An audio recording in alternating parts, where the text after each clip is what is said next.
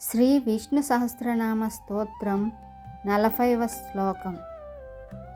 విక్షరో రోహితో మార్గో హేతుర్ధామోదరశః మహీధరో మహాభాగో వేగవానమితాసనః.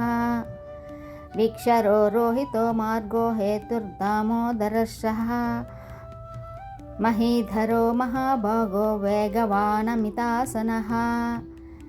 దీని అర్థం, కాలస్వరూపుడు, కాలాతీతుడు, నాశనము లేనివాడు, అగోచరుడుగాన విక్షరుడుగా